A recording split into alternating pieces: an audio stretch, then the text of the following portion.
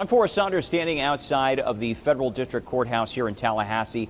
The big question this week, a panel of judges listening to arguments trying to figure out whether or not Florida's governor diminished black voting power and violated the Constitution when he redrew congressional districts last year. The simmering legal challenge to Florida's new congressional districts now full boil. Today's a good day. Exactly. Rain is good luck. Plaintiffs, Common Cause, the NAACP, and others getting their first day in federal court Tuesday, claiming the 2022 redraw was, quote, intentional racial discrimination that diminished black voting power in Florida and violated the U.S. 14th and 15th Amendments. And I think that we're excited because we believe that federal courts are going to do the right thing and strike down this discriminatory voting map. Their legal argument hinges on former Congressman Al Lawson's old district, CD5.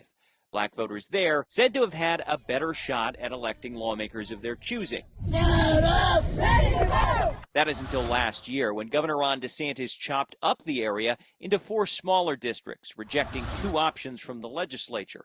The reliably blue territory then elected 4 white Republicans during the 2022 midterms. But the reality is that the other alternatives that the legislature put forward, which had compact districts, which protected African American voters as well, he said that he was going to veto them. He said it was dead on arrival. Attorneys for the state argue everything was legal, backed by the GOP-controlled legislature eventually, and said the governor was seeking fairness in North Florida.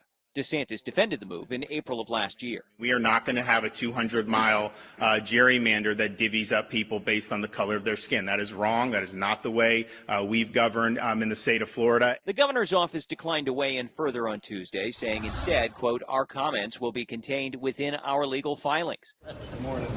Good morning. Meanwhile, DeSantis' acting chief of staff, Alex Kelly, was on the stand for day one.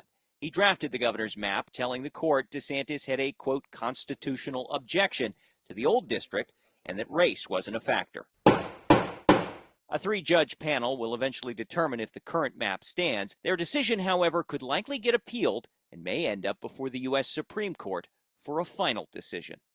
Plaintiffs told the judge they estimated it would take at least until next Wednesday to present their case, and after that, it will be the state's turn to offer a defense. That is the latest out here at the state capitol. I'm Forrest Saunders reporting.